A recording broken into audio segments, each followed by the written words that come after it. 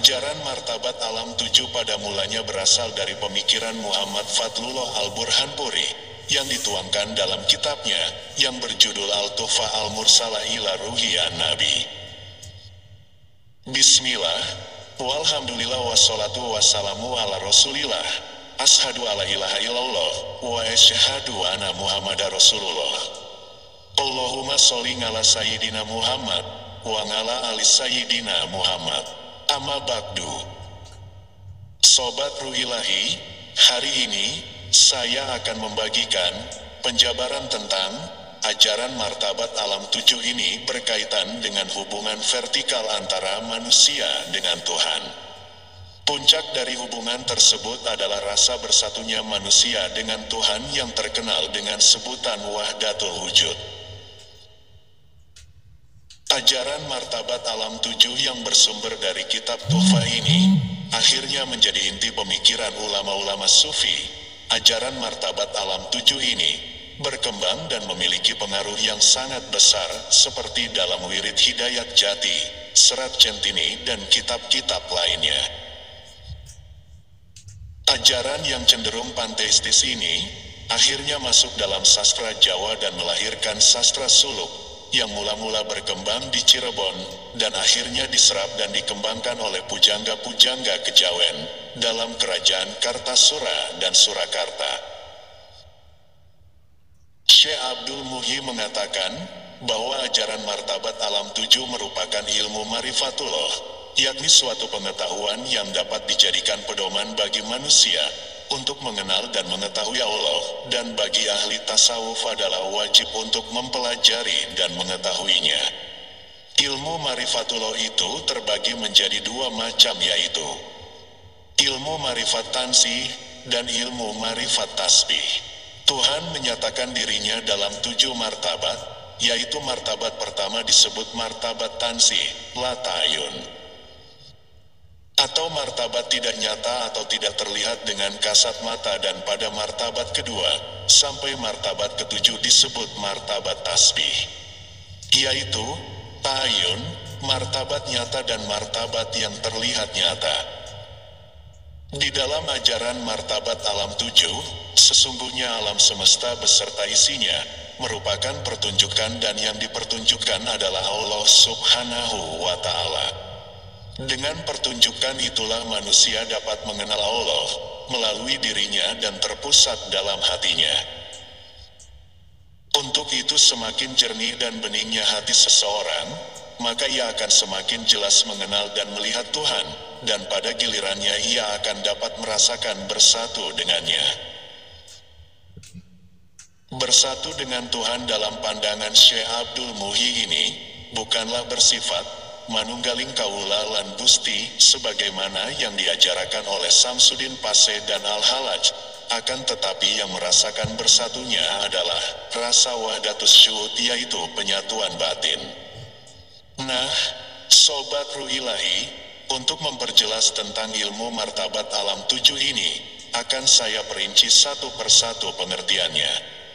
Yang pertama, disebutkan alam ahadiyah, yang seringkali disebut zat Tuhan yang ditetapkan. Pada tingkatan ini merupakan tingkatan wujud yang tertinggi, di mana wujud pada dataran ini tidak mempunyai sifat, dan tersifati atau bahkan terbebas dari segala ikatan.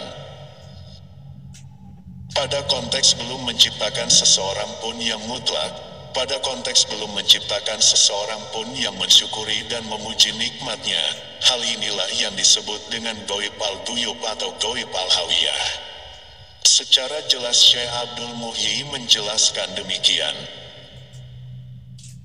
Ahadiyah alam sadurunge titah, amarga Gusti Allah orang busak panggonan, ngadek ora ana warna, ora abang, ora ireng, ora peteng, ora padang, ora ing wilayah, ora ing kulon, ora ing wetan, ora ing lor, ora ing kidul, ora dhuwur.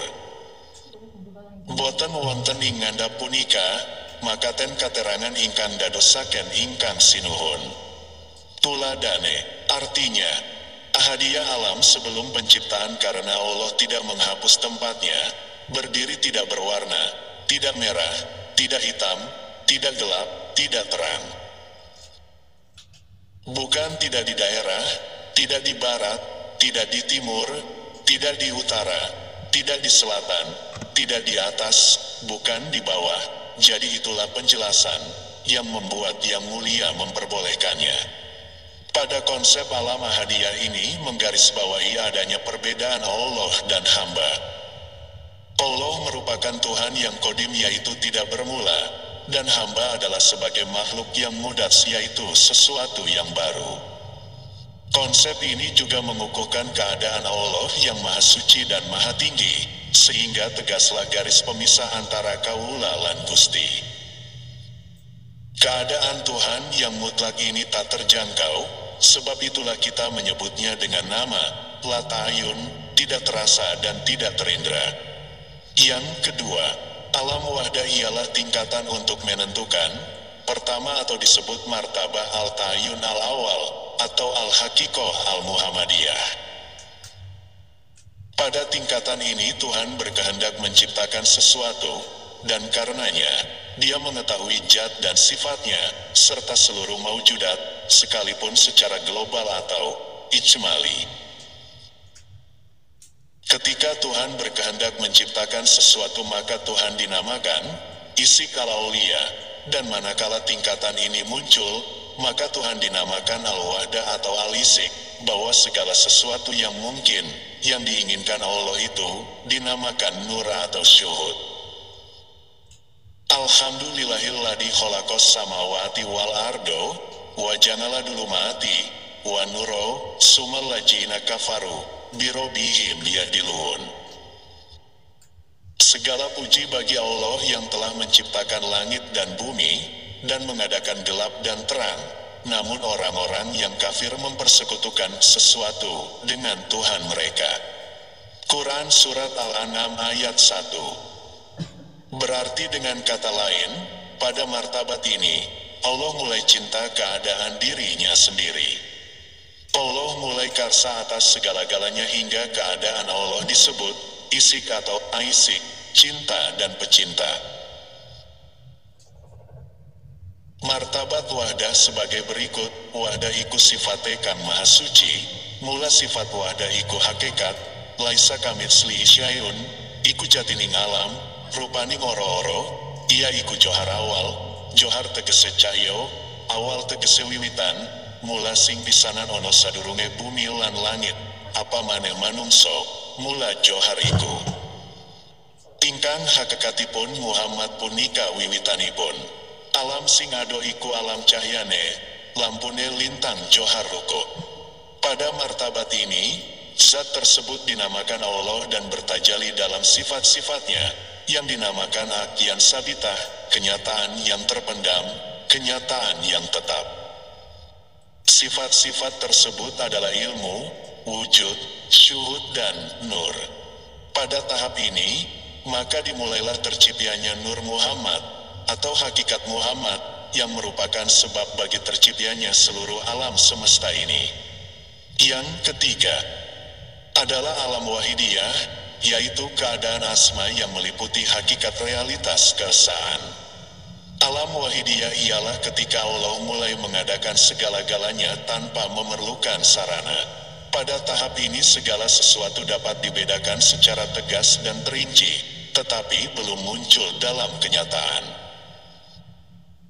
Tingkatan ini dikenal dengan tingkatan determinasi kedua, martabat al-ta'ayun al-sani atau hakikat kemanusiaan al-hakikoh al-insaniyah.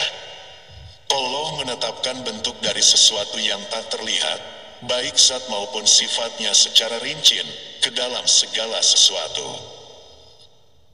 Allah telah mengurai cahaya awal, menjadi beberapa rupa, ada yang merah, kuning, putih, hitam, penciptaan sudah ada dalam dirinya.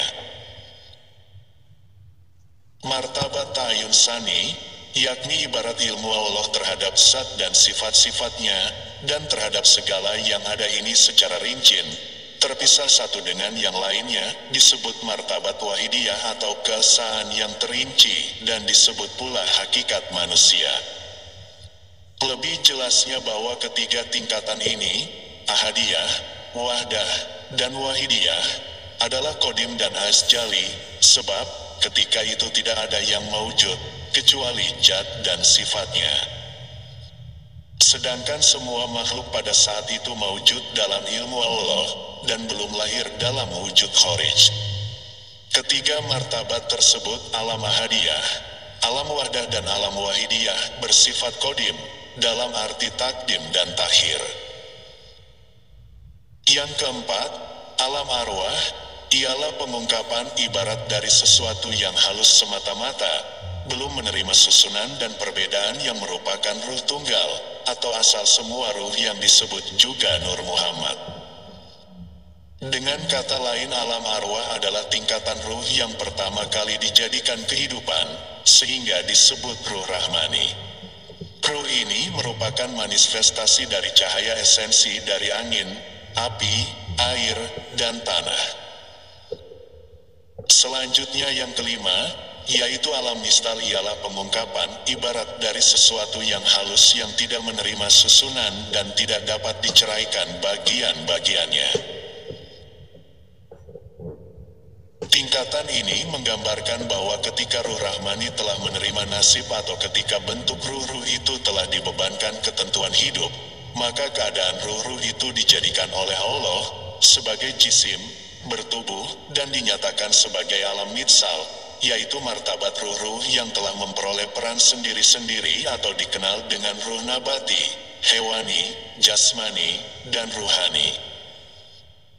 Yang keenam, alam ajsam, alam benda, merupakan alam anasir yang halus dan disebut juga dengan istilah alam khomis, kenyataan kelima. Alam ajsam ini adalah pengungkapan ibarat dari sesuatu yang tersusun dari 4 unsur, yakni api, angin, tanah, dan air. Ketika Tuhan menghendaki untuk bertajali pada selain dirinya dengan tajali yang nyata, maka dia akan mewujud sebagai al-jism al-sulmani. Dia merupakan ibarat dari keadaan diri yang tersusun, tersingkap, dan telah menerima dan pemisahan, yang dinamakan jism dan alam syahadah.